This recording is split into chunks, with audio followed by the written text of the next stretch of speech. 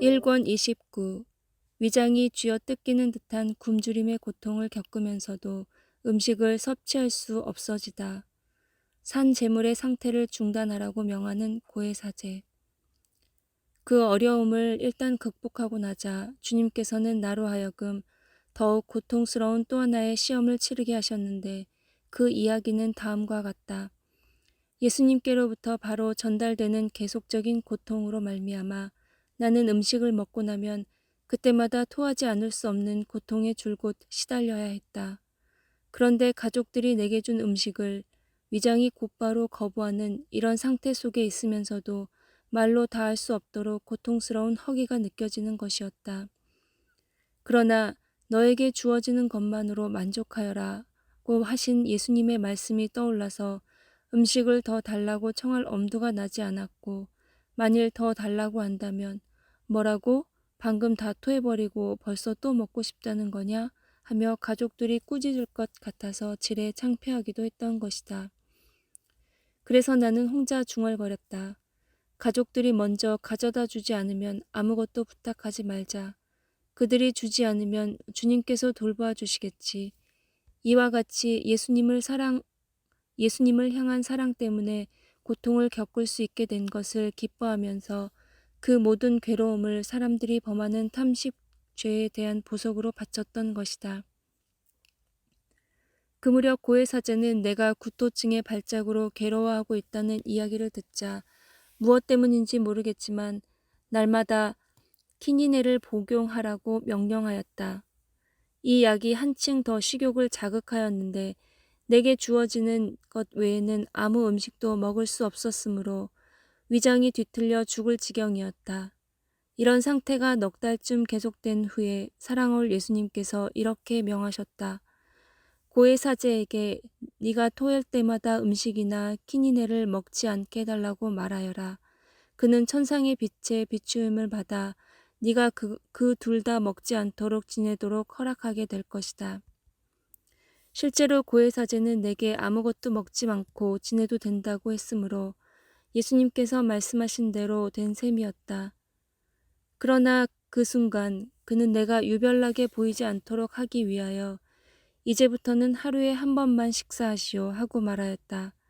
이렇게 된 덕분에 나는 좀 더 평온하게 지낼 수 있어졌고 위장이 뜯기는 듯한 심한 고통도 사라졌다. 그러나 구토증은 여전해서 음식을 먹고 조금 있으면 아직도 매번 토하지 않을 수 없어지곤 한다. 사랑할 예수님께서는 몇 번이나 거듭해서 사제에게 더 이상은 음식을 입에 대지 말라는 명령을 내려달라고 하여라 하고 말씀하셨다. 그런데 사제는 내가 그렇게 말할 때마다 항상 거절하면서 이렇게 말하는 것이었다. 음식을 먹어야 하는 것을 매일 한 번 이상씩 그 길을 실천할 기회로 여기시오. 그때마다 사람들의 탐식 때문에 주님께서 받으시는 모든 모욕에 대한 보석으로 말이요. 그렇지만 며칠이 못 가서 주님께서 또다시 말씀하셨다. 고해사제에게 음식을 삼가게 해달라고 한 번 더 청해보아라. 하지만 거룩한 무관심으로 청해야 한다. 다시 말해서 가부간 거룩한 순종으로 따르겠다는 태세로 청해야 하는 것이다. 예수님의 이 말씀에 따라 나는 고해사제의 방문을 받은 즉시 그대로 전하였다. 그러나 무엇 때문인지 그는 이를 거절했고 뿐만 아니라 이러한 고통 상태에 있지도 말라고 명하였다. 마치 그 상태가 내 뜻대로 좌지우지 되는 것처럼 말이다. 내 생각이 틀리지 않는다면 주님께서 내게 시간 제한이 없는 산 제물의 상태로 있으라고 부르신다는 것과 그래서 내 생각에는 그 기간이 아마 40일쯤 될 것으로 여겨진다고 했던 나의 말을 기억하고 그런데 이에 대한 나의 생각이 잘못된 것으로 드러났기 때문에 음식을 삼가게 해달라는 나의 거듭된 청과 주님께서 내게 겪게 하신 고통의 상태도 정말 주님께서 원하시는 사실이 아니라고 판단하기에 이른 것 같았다. 음식을 먹지 말라는 명령을 내려달라는 청 역시 예수님께서 원하신 것인데도 말이다. 혹은 내가 모르는 어떤 이유 때문에 나를 이 산재물 상태로 두어서는 안 되겠다는 결론을 내렸는지도 모른다. 어쨌든 고해사제는 덧붙여 말하기를 내게 다시 이 고통의 상태에 떨어지면 다시는 회복시키러 오지 않겠다는 것이었다. 사실을 말하자면 나는 고해사제의 이 말을 거룩한 순종으로 그대로 따를 마음이었다. 특히 나의 본성은 하느님의 특별한 도움 없이는 열망할 수도 견딜 수도 없는 수많은 죽음의 고통과 아픔에 자주 떨어지는 중압감에서 노연하기를 요구하고 있었기 때문이었다.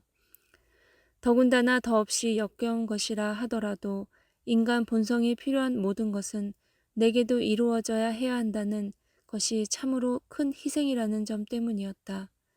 만일 하느님의 뜻을 이루기 위한 것이 아니라면 아무리 위대한 성인도 그렇게 하기를 거부했을 정도로 큰 희생이었지만 하느님께서 풍성히 쏟아부어 주시는 무한한 사랑을 빚지고 있는 나로서는 그 보답으로라도 도저히 거부할 수 없는 것이었다.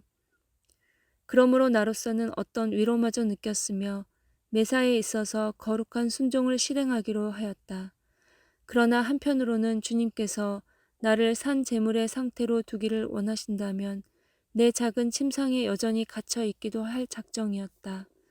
주님의 뜻이 얼마나 좋은지를 익히 체험했기 때문이니 이는 나로 하여금 그분의 거룩하신 뜻에 나 자신을 참으로 내맡기며 일치하게 해주었고 사물의 본성을 바꾸어 쓰디쓴 것도 감미로운 것으로 만드실 수 있기 때문이었다.